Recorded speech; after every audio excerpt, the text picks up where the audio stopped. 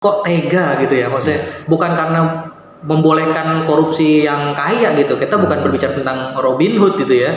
Udahlah nggak usah dihukum, lebih baik ditaruh dia gitu kan, kemudian setiap warga ya kan itu boleh ngejepret dia lah pakai karet gelang 5, satu warga 5 tuh karet gelang itu cekrek ya kan.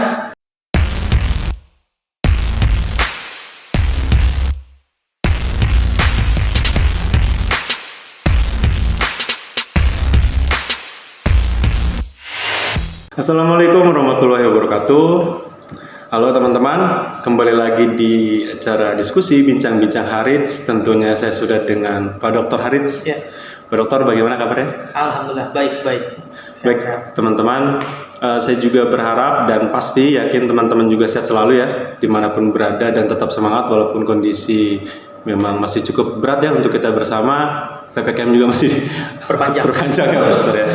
Baik teman-teman, kita mau diskusi tentang hal yang cukup hangat nih Pak Dokter, minimal atau 2 hari terakhir ya, hingga hari ini masih hangat banget gitu ya.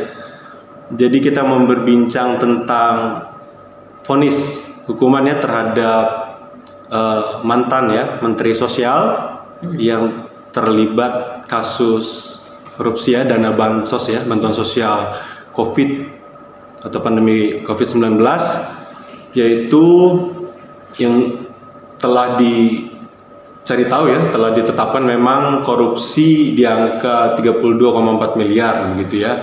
Dan yang kemudian menjadi sorotan gitu Pak Dokter ya, yang kemudian menjadi ramai adalah terkait dengan putusan ini, putusan hakim ya. Yang awalnya juga memang sebelum putusan hakim sudah ada sorotan dari, karena JPU, jaksa penuntut umum, hanya menuntut 11 tahun nih Pak Dokter. Padahal kehendak masyarakat ya, ini inginnya ya minimal penjara seumur hidup begitu ya, karena memang kasus korupsi yang dilakukan ini di kondisi yang memang sangat-sangat sedang krisis gitu ya. Kemudian juga kasus ini juga disoroti juga ya di berbagai media sosial gitu ya, akhirnya juga mencuat. Nah ini juga untuk pandangan Pak Dokter seperti apa nih vonis yang diberikan hakim, 12 tahun penjara dan denda sekitar 500 juta rupiah di tengah kondisi saat ini ya Pak Dokter ya. Oke. Bismillahirrahmanirrahim. Assalamualaikum warahmatullahi wabarakatuh. Selamat pagi semuanya. Terima kasih VJ Robert Nari sekarang sudah menemani acara Bincang-Bincang Haris dan memandu diskusi kita. Dan tema hari ini tadi yang didiskusi sama tim kita nih menarik juga nih Jay, terkait dengan tadi ya vonis 12 tahun untuk mantan Menteri Sosial yang hari ini terpidana kasus korupsi sebesar 32,4 miliar. Kalau kita lihat balance nggak sih antara hukuman yang dilakukan itu dengan korupsi yang dilakukan. Nah ini yang menjadi sorotan utama kita, bahwa hari ini kita lagi memiliki semangat ya, effort yang sangat tinggi terkait pemberantasan korupsi. Nah ini juga menjadi sebetulnya awal-awal kinerja yang baik di pemerintahan Pak Jokowi periode kedua ini ya, karena sebelumnya ditangkap juga mantan Menteri Kelautan ya kan, Edi Prabowo, kemudian jengkang tidak berapa waktu lama dalam tahun yang sama gitu kan, ini juga menyeret nama Menteri Sosial. Tapi yang lebih menarik sebetulnya ya terkait Menteri Sosial ini, mantan Menteri Sosial nih Pak Juliari Batubara ini, karena dia ya jelas sekali nih korupsi yang dilakukan yaitu terkait dengan dana bantuan sosial. Langsung bersentuhan dengan masyarakat ya. Dan langsung bersentuhan untuk rakyat miskin. Iya betul. Kok tega gitu ya, maksudnya bukan karena membolehkan korupsi yang kaya gitu, kita bukan berbicara tentang Robin Hood gitu ya, yang akhirnya merampok orang-orang kaya kemudian dibagikan untuk orang miskin. Ya tidak boleh juga gitu kan, karena itu juga tetap melanggar aturan. Tapi kalau dibandingkan Robin Hood, jelas itu menjadi inspirasi kalau Robin Hood.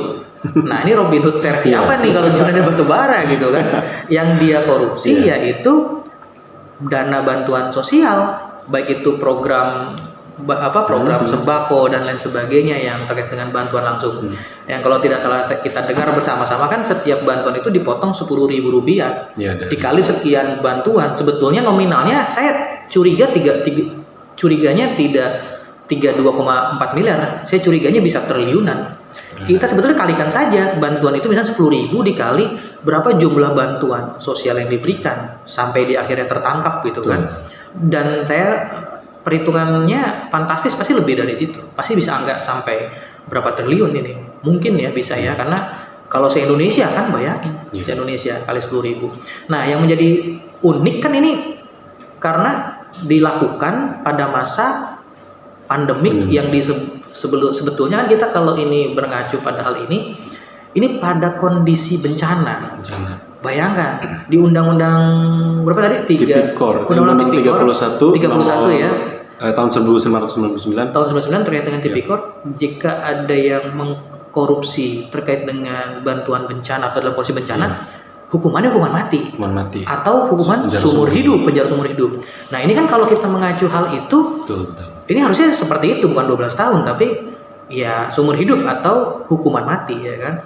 Itu kalau bencana. Hari ini COVID itu bencananya bukan nasional lagi, bukan daerah, tapi dunia ya. Semua negara mengalami masa sulit ya untuk terkait dengan kondisi pandemi COVID ini. Dan salah satu solusi yang dilakukan negara Indonesia, pemerintah mengambil kebijakan untuk saya menyebutnya kebijakan distributif, tipe kebijakan distributif, yaitu pemerintah secara cuma-cuma memberikan stimulus bantuan, bentuknya banyak gitu kan, salah satunya bantuan sosial ya, bisa BLT, bantuan langsung tunai, kemudian tarif dasar listrik digratiskan, bantuan beasiswa untuk mahasiswa atau UKT, penurunan UKT untuk mahasiswa, kemudian apalagi bantuan UMKM, bantuan program sembako dan sebagainya. Itu yang dipegang oleh Kementerian Sosial langsung. Ada berapa yang langsung dipegang Kementerian Sosial.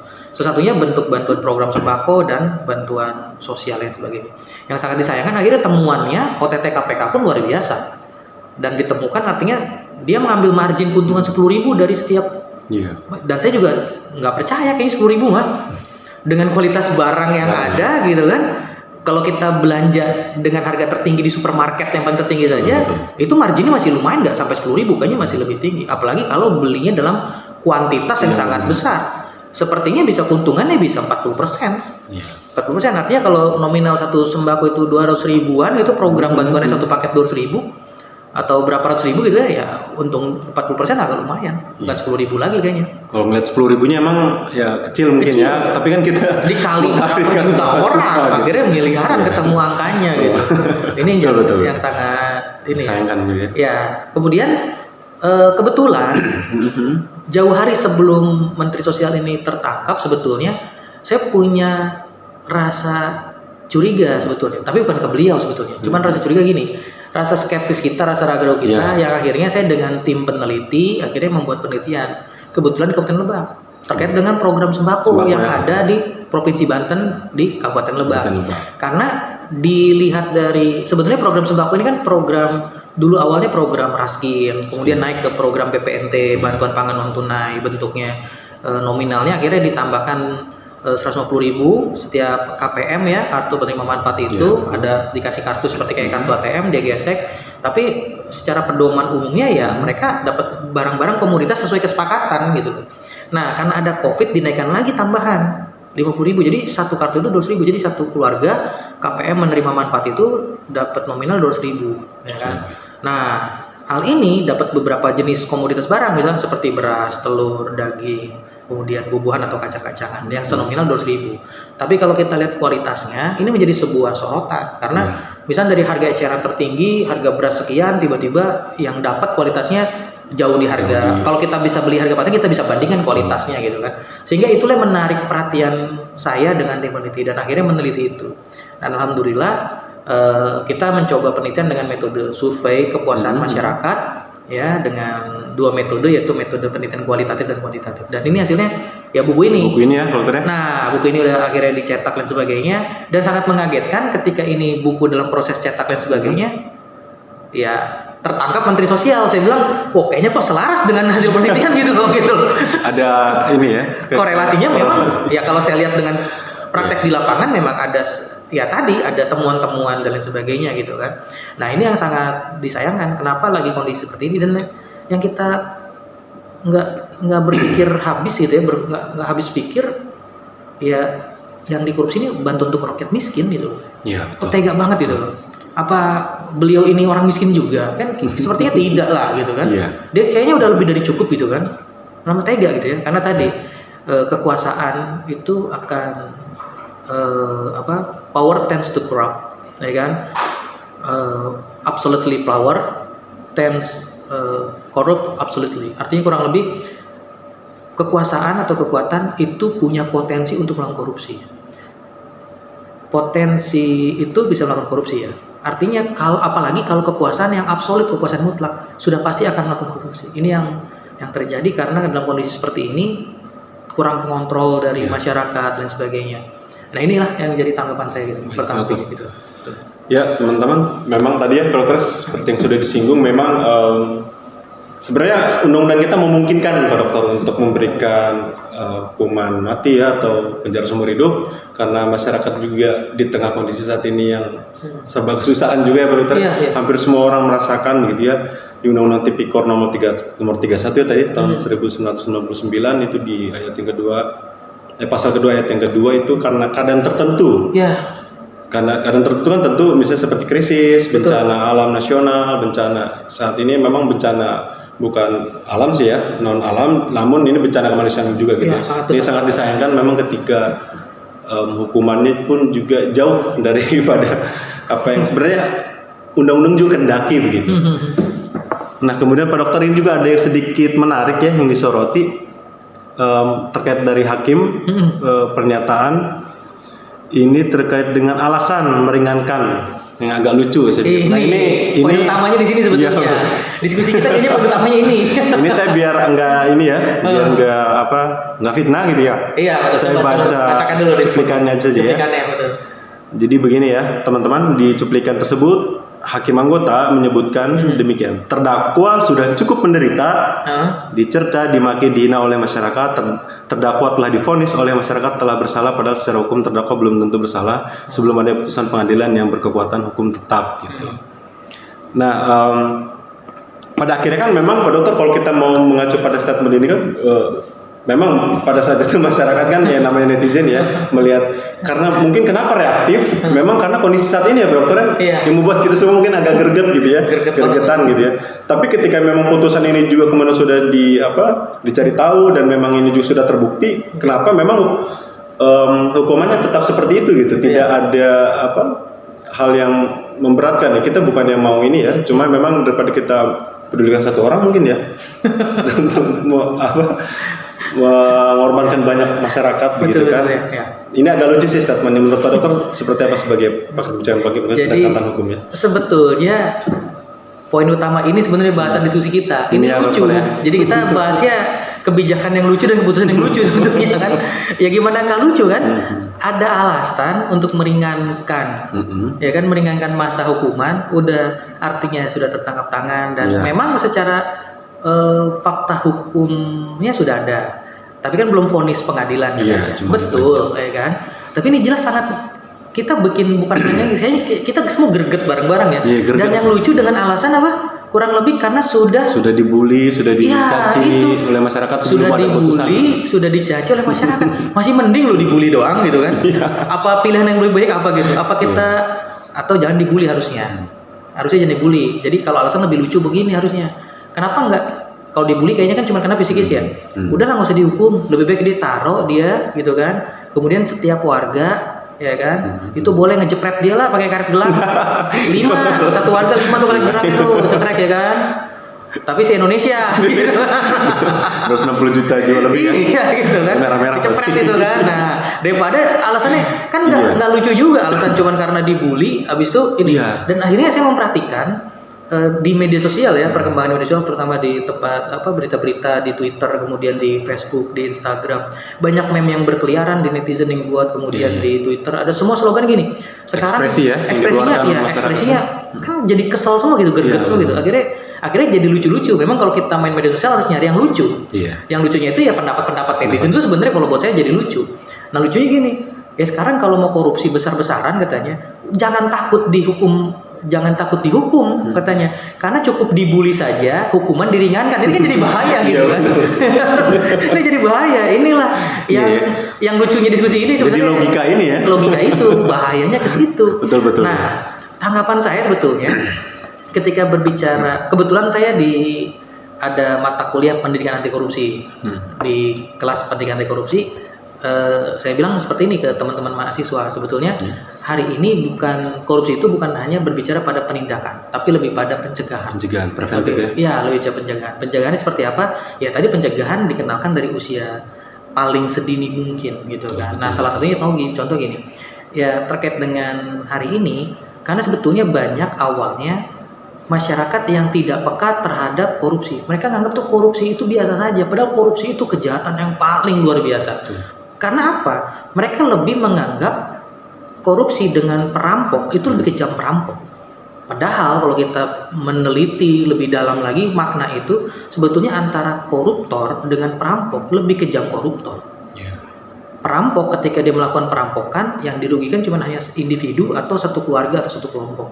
Tapi kalau koruptor, yang dirugikan satu bangsa. Betul. Satu bangsa, dia satu orang atau berkelompok dia melakukan korupsi gitu kan, koruptornya ini. Tapi yang dirugikan satu bangsa. Kalau perampok yang dirugikan cuman satu individu atau korban itu saja. Tapi sesungguhnya korban dari koruptor itu satu bangsa, satu negara, seluruh rakyat, seluruh masyarakat. Harusnya vonisnya lebih kejam. Contoh gini, kalau perampok nih ya PJ, kalau perampok tertangkap dia membunuh, korbannya dibunuh sama dia. Hukumannya apa? Berat dia. Bisa 20 tahun, bisa seumur hidup, atau bisa hukuman mati. Rampok loh itu, ya kan? Lagi kalau terencana bisa gitu ya. Nah, kan koruptor pasti rencana dong. Ini lebih matang, lebih terencana. Dan yang melakukan nggak mungkin orang sembarangan. Pasti orang yang punya kekuasaan.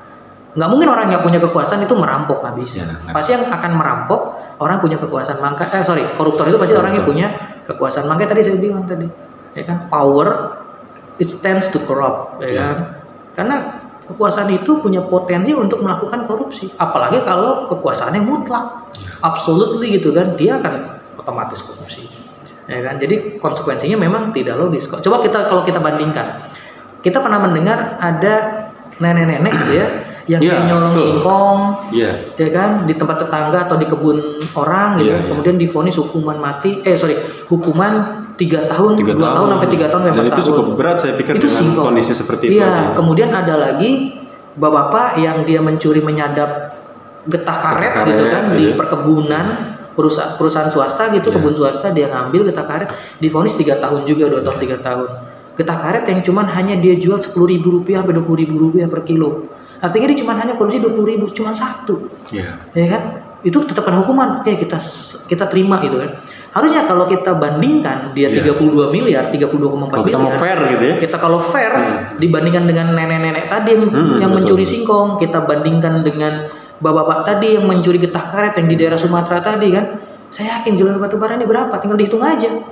Ya betul. Yang 20.000 tadi 2 tahun. Nominal ya? Ya nominal. Ini berarti 2,4 miliar dibagi tadi 20.000 tadi.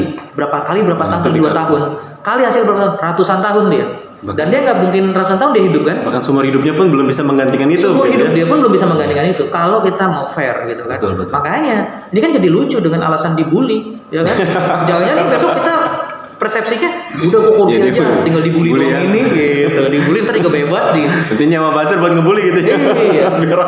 Dan di pledoi-nya yang saya baca juga, yang saya lihat di media sosial, pledoi yang pembelaan yang dibacakan, kuasa hukumnya dia menyebutkan bahwa dia sudah tersiksa.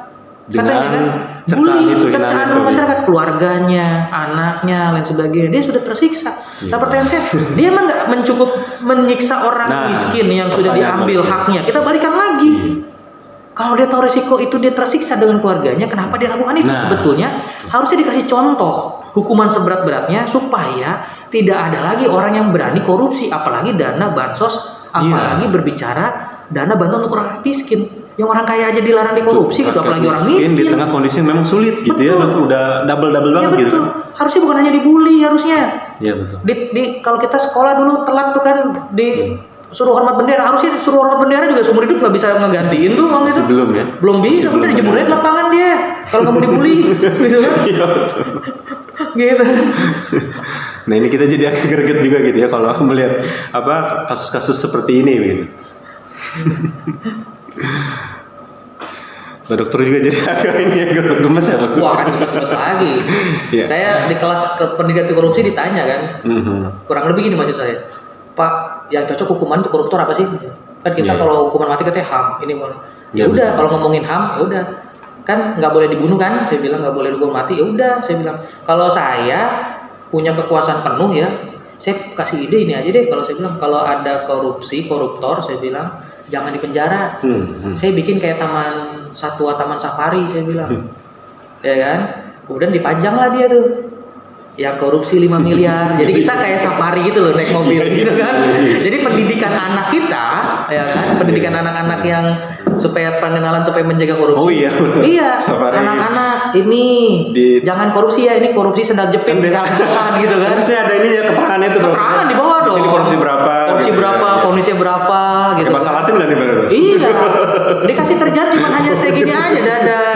Jangan serius saya ya. Kan itu kan lebih mendidik, mencegah. Bagus ya. Apa itu melanggar HAM? Enggak, justru dia menghibur.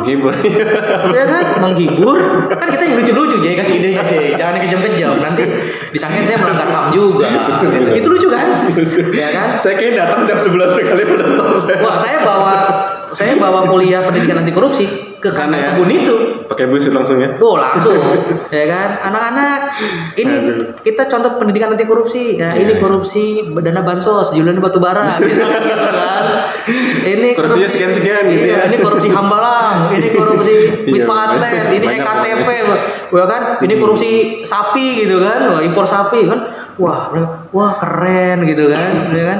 Siapa ini orangnya gitu. Siapa yang mau foto bareng gitu.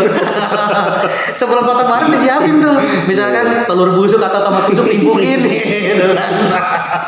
Dibikin safari korupsi gitu kan. Nah, ini yang kayak teman safari jadi nggak laku kayaknya Pak Ade. Bisa tidak. Si World juga nggak laku tuh, nggak lihat ikan kayaknya. Ngeliat itu. Dan kayaknya belum ada ya. Ide begitu kayaknya ada belum ya? Belum ya, Pak. Baru Pak dokter sih. Kalau Indonesia kayak melakukan ide begitu kayaknya nggak akan kehabisan stok. Iya. Kan kalau di Cina kan tembak mati. Hukuman terlalu sadis katanya kan ya. Iya, Korea Utara tembak gitu kan. Nggak pakai ditutup mata tuh. Iya betul. Ya kan? Di Jepang kalau belum ketahuan korupsi aja dia terindikasi, dia mundur. Di Malaysia juga sama kan, gitu kan. Di Korea Selatan mundur. Ya kan? Di Indonesia ada lagi yang lucu sebenarnya. Jadi pemerintah akan, mudah-mudahan saya salah ini, akan menjadikan para koruptor itu pegiat anti korupsi. Pegiat ya. Jadi sosialisasi anti korupsi. Lah kok kenapa koruptor gitu. Hukuman cuma 2 tahun, 3 tahun gitu kan. Iya. Kan jadi orang-orang kalau dia jadi punya kerjaan itu akhirnya mending gua korupsi. Cuma jadi suruh sosialisasi. Iya. Cuma suruh sosialisasi gitu kan. Mendingan dibikin taman safari ya tadi. Atau biasanya jadi duta anti koruptor. Ya itu kan itu kan. Malah ini ya gitu kan. Kayaknya kita yang betul-betul menjaga dan kita berusaha menjaga itu semua akhirnya kayaknya jadi rasa percuma gitu. Kayaknya kalau mau jadi Indonesia itu mendingan jadi koruptor dulu baru bisa jadi enak gitu. Kan bahaya nih stigma jadi gitu. Terbalik logikanya gitu. Iya nih, logika bahaya nih. Baik Pak Dokter. Nih jangan-jangan nanti judulnya Taman Safari koruptor. Ini saya cukup ini ya. Agak ngap juga perut nih ketawa teman-teman. Baik. Tadi kita sudah berbicara pendidikan anti korupsi juga ya, dokter. Dan ini mungkin agak dalam sedikit mungkin Pak Dokter untuk teman-teman dimanapun berada yang sedang menonton. Karena kan korupsi ini juga sebenarnya kejahatan ini ya Pak Dokter, kejahatan yang memang apa disebut ada tokoh yang menyebutnya memang ini kejahatan munafik gitu ya. Kejahatan luar biasa. Kalau menyebut ini apa Pak Dokter? Semua orang berpotensi sebenarnya ketika memiliki punya kekuasaan gitu Pak Dokter. Memiliki potensi. Karena mungkin hari ini juga kita bicara mungkin ya karena belum ada aja ininya tantangannya gitu kan ya. Kita khawatir kalau kita punya kesempatan. Iya, itu maksud saya. Kita jadi koruptor juga. Mudah-mudahan jangan. Nah, ini untuk anak-anak muda gitu ya, Pak Dokter, penerus bangsa ketika nanti mungkin punya tempat, punya peran, diberikan kesempatan gitu ya, diberikan kepercayaan gitu ya. memiliki panggung-panggung itu masukan Pak Dokter seperti apa agar tidak tergiur seperti itu gitu ya. Karena ini penting gitu.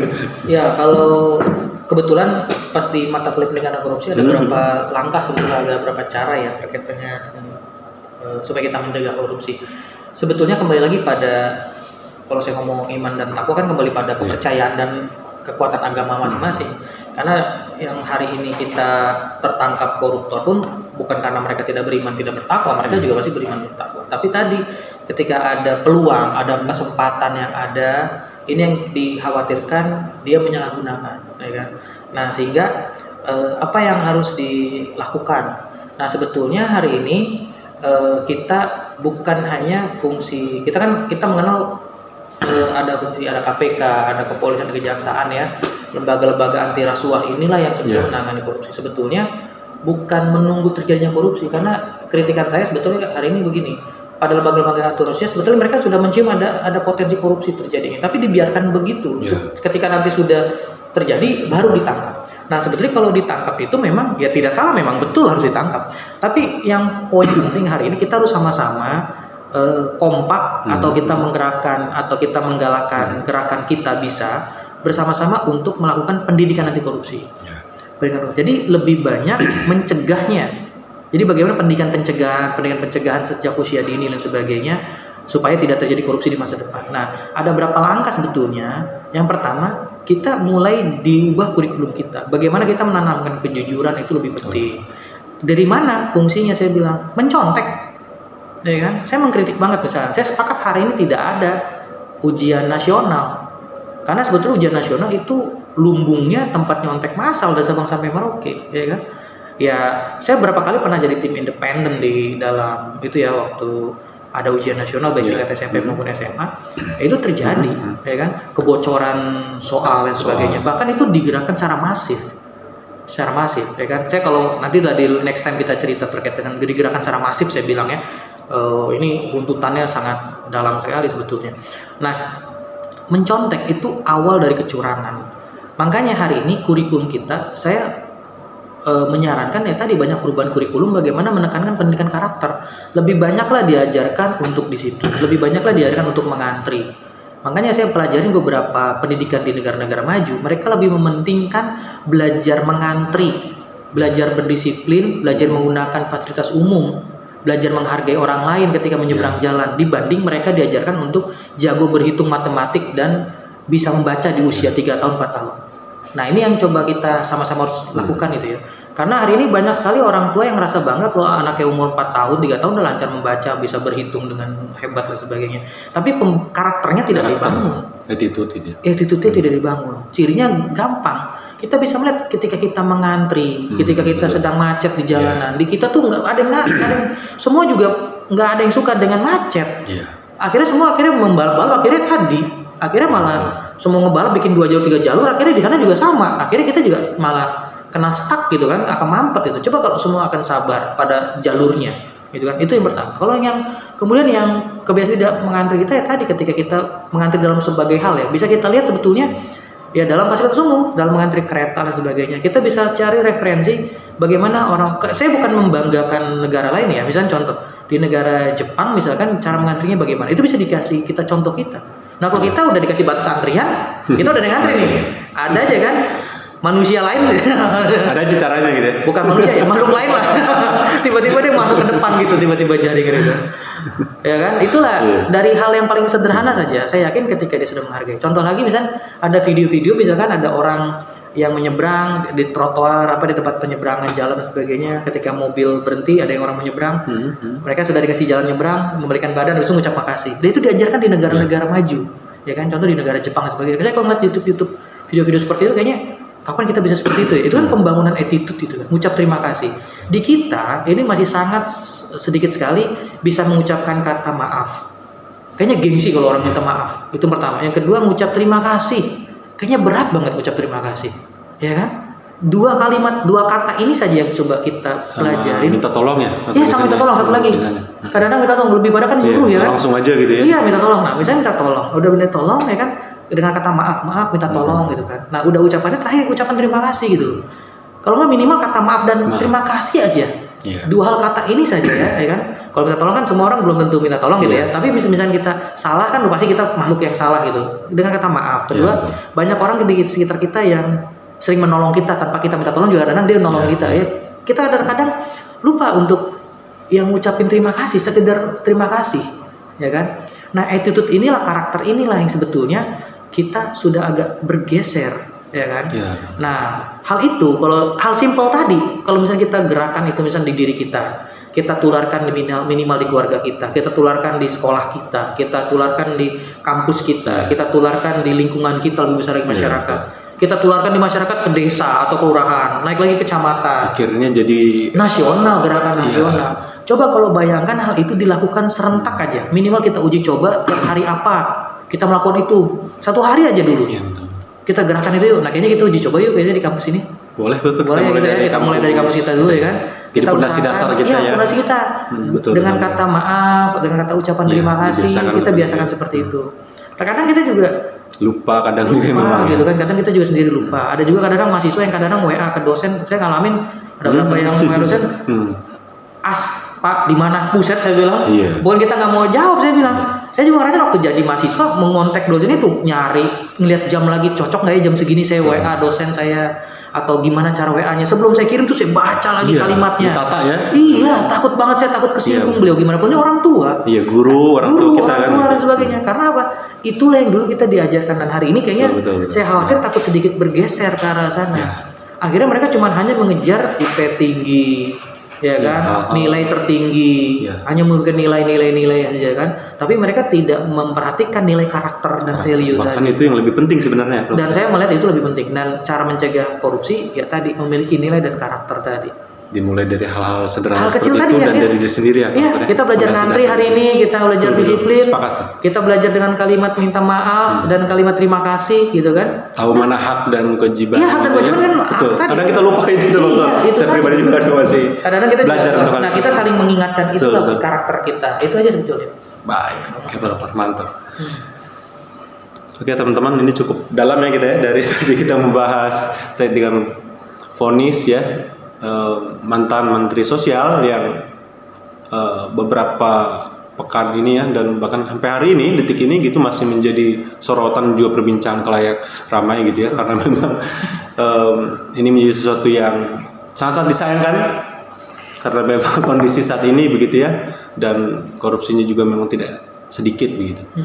Baik Pak Dokter, mungkin ada closing statement yang ingin disampaikan kepada sahabat-sahabat yang setia menonton bincang-bincang Harits gitu ya Pak Dokter.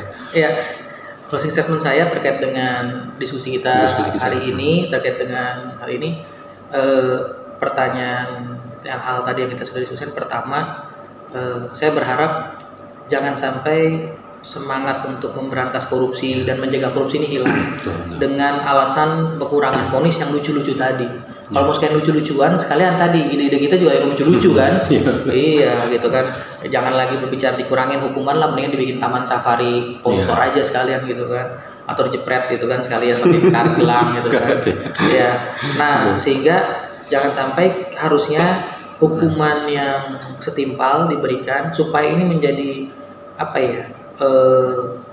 Setiap orang akhirnya merasa takut untuk berpikir ulang. Kalau misalkan dikaitkan dengan ketegasan para penegak hukum dan vonis hakim yang dilakukan.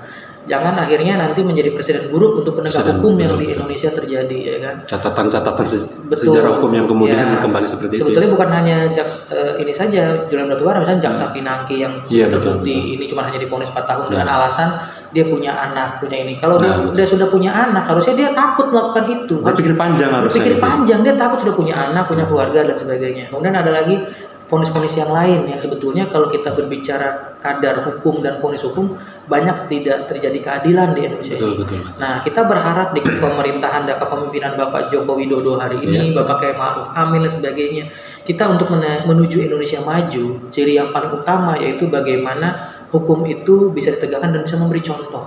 Bukan orang akhirnya takut hukum, tapi orang sadar akan hukum. Betul. Ya kan? Kita malu misalkan kita negara yang beragama, negara yang beradat, agama yang patuh pada aturan hukum, tapi kita tidak mempraktekkan aturan hukum tadi. Itu yang kita khawatirkan. Ada banyak negara juga yang ternyata tingkat kriminalisasi turun sekali, walaupun mereka tadi ada yang mengklaim dia tidak percaya dengan Tuhan atau ateis dan sebagainya. Bahkan seperti di Belanda dan beberapa negara lainnya di Eropa, penjara sudah mulai kosong karena udah masyarakatnya sadar hukum. Nah, tataran pemberantasan hukum yang terakhir hari ini, pengawasan dan sebagainya, saya menghimbau pada minimal diri saya dan sebagainya, kita sama-sama mencegah kalau ada apapun yang terjadi pada terkait dengan suap penyuap dan sebagainya, ya kita harus berani menolaknya, atau kalau kita diberikan kita harus berani menolaknya, atau kita juga jangan ikut menyuap juga dan sebagainya. Sebetulnya ini juga tujuannya bukan karena sebetulnya saya paling bersih, tidak. Saya ini juga mengingatkan saya pribadi, mungkin mengingatkan VJ, mungkin kelompok kita, masyarakat kita, ayo bersama-sama kita menggalakkan itu, bahwa proses mencegah ini proses yang harus kita lakukan. Proses yang kita lakukan bersama-sama, kita bisa berjalan bersama dengan proses mencegah. Karena kita belum bisa memberantas. Kita yang paling penting kita mencegah untuk diri kita, lingkungan kita, minimal itu dulu. Itu aja closing statement saya. Baik, mantap banget ya dalamnya ya. Jadi tadi yang ujungnya banget ya, minimal kita mencegah dari diri sendiri gitu ya. Jangan dulu nunjuk orang, sini begini gitu ya. Dan ini sangat dalam. Kalau kita udah mulai dari diri sendiri ya, berarti logikanya kalau semua orang begitu berarti nggak akan terjadi gitu ya, kan gitu ya logikanya. Betul, logikanya gitu. Baik, teman-teman. Sekian mungkin ya dokter ya bincang-bincang Harits pada kali ini, semoga juga ada manfaat-manfaat yang bisa diambil berbincang dari perbincangan hari ini, dan juga ada hal-hal yang bisa dimaknai begitu ya. Baik teman-teman, saya juga ingin menyampaikan bahwa acara ini, bincang-bincang Harits ini sudah dalam sterilisasi ya dokter. Kita juga sudah vaksin 2 kali, saya Pak Dokter juga sudah vaksin 2 kali, sudah swab juga, dan ini juga jarak udah lebih dari 1 meter ya dokter ya. Sudah jadi aman, juga ya. steril. Kita kalau steril. Jadi ada teman-teman yang bertanya-tanya mungkin ini udah steril belum gitu ya. Jadi sudah disampaikan. Baik teman-teman, itu saja yang dapat didiskusikan atau dibincangkan pada hari ini. Sehat-sehat selalu untuk kita semua. Saya cukupkan demikian sebagai moderator. Saya undur diri dan Pak Dokter. Terima kasih. Wassalamualaikum warahmatullahi wabarakatuh. Waalaikumsalam warahmatullahi wabarakatuh.